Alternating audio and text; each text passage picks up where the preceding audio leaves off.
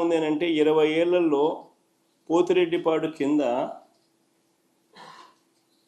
3-4 సంవత్సరాలు 20 సంవత్సరాలకు గాను 3-4 సంవత్సరాలు మాత్రమే అలొకేటెడ్ కోటా కిందికి నీళ్లు దొరుకుతూ ఉన్న పరిస్థితి మధ్య ఈ ప్రాజెక్టులన్నీ ఇంకో వైపున కడతా ఉన్నారు. పవర్ హౌస్లో ఇష్టం వచ్చినట్టుగా పవర్ హౌస్ అనేది ఎందుకు ఆపరేట్ చేస్తారో కూడా అర్థం కాదమ్మా. ఒకవైపున రాష్ట్రంలో ఇటువైపున ప్రజలు అల్లాడుతూ ఉంటే నీళ్లు లేక, అటువైపున యథేచ్ఛగా పవర్ను 777 అడుగుల నుంచి 4 టీఎంసీ నీళ్లు శ్రీశైలం నుంచి ఖాళీ చేస్తూ పవర్ హౌస్ ఆపరేట్ చేస్తారు. రోజుకు 8 టీఎంసీల నీళ్లు ఈ లిఫ్ట్లు అయితేనేమి, ఈ పవర్ హౌస్ అయితేనేమి, పవర్ హౌస్ ద్వారా అయితేనేమి శ్రీశైలం నుంచి నీళ్లు ఖాళీ అవుతా ఉన్న పరిస్థితి. వీటి అన్నిటి ద్వారా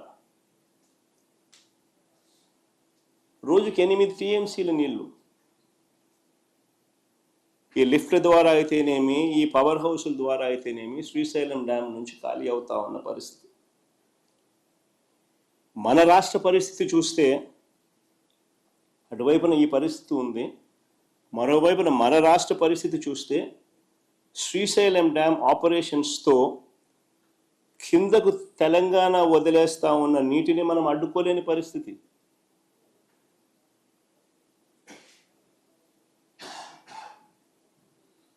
కింద వాళ్ళ పవర్ హౌస్ లెఫ్ట్ బ్యాంక్ వాళ్ళ దగ్గర వాళ్ళ ఏరియాలో ఉంది. వాళ్ళు పవర్ హౌస్ వాళ్ళు పవర్ జనరేట్ చేయడం కోసం అత్యధిక ప్రాధాన్యత ఇస్తూ రాయలసీమ ప్రాంతంలో ఏమైతే ఏముందిలే, ఇంకో ప్రాంతంలో ఏమైతే ఏమవుతుందిలే అని అత్యంత ప్రాధాన్యత ఇస్తూ వాళ్ళు పవర్ హౌస్ ద్వారా ఇష్టం వచ్చినట్టుగా నీళ్లు 4 టీఎంసీల నీళ్లు రోజు కిందికి డ్యామ్ను ఖాళీ చేస్తూ ఉన్న పరిస్థితి మనం అడ్డుకోలేని పరిస్థితి. అటు నాగార్జున సాగర్ లెఫ్ట్ బ్యాంక్లో పవర్ హౌస్ కింద లెఫ్ట్ బ్యాంక్ ఆపరేషన్స్ మొత్తం వారి చేతుల్లోనే ఉన్నాయి. కింద కూడా left bank operations, left bank power house Nagarjuna సాగర్లో అవి కూడా వాళ్ళ చేతుల్లోనే ఉన్నాయి. అంతెందుకు మొన్నటి దాకా మన వైపున అంటే మన భూభాగంలో ఉన్న రైట్ బ్యాంక్ కెనాల్ ఆపరేషన్స్ కూడా వాళ్ళ చేతుల్లోనే ఉన్నాయి మొన్నటిదాకా. ఎన్నికలకు ముందు మళ్ళీ మనం వైఎస్ఆర్సీపీ ప్రభుత్వం ఉన్నప్పుడు వెనక్కి తీసుకున్నాం. తెలంగాణ ఎన్నికలు అయిపోయిన తర్వాత మన ఎన్నికలకు ముందు మనం వెనక్కి తీసుకున్నాం. అంతవరకు మన భూభాగంలో ఉన్న ఆపరేషన్స్ కూడా వాళ్ళ చేతుల్లోనే చంద్రబాబు నాయుడు గారు పెట్టారు.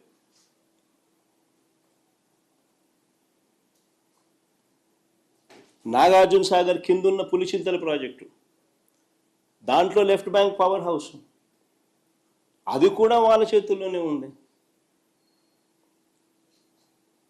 రాష్ట్రానికి, రాయలసీమకు తీవ్ర విఘాతం కలిగించే ఈ నిర్ణయాలన్నీ కూడా రాష్ట్ర విభజన జరిగిన తర్వాత చంద్రబాబు హయాంలో తీసుకున్నవే.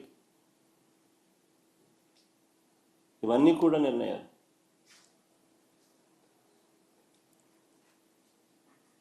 అటు చంద్రబాబు నాయుడు పరిస్థితి ఏంటి అని అంటే, ఓటుకు కోట్ల కేసులు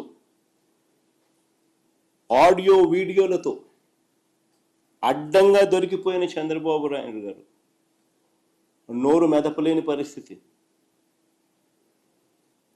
నోరు మెదపని పరిస్థితి. కానీ అప్పట్లోనే మన రాష్ట్ర హక్కుల కోసం ప్రతిపక్ష నేతగా నేను అప్పట్లోనే కర్నూలులో జలదీక్ష కూడా చేశాను. చంద్రబాబు గారి మౌనం వల్ల శ్రీశైలం ఎగువ భాగంలో తెలంగాణ చేపట్టిన లిఫ్ట్ ప్రాజెక్టులు 2019 వైఎస్ఆర్సీపీ ప్రభుత్వం వచ్చే నాటికే చకచకా పనులు జరుగుతూ ఉన్న పరిస్థితి.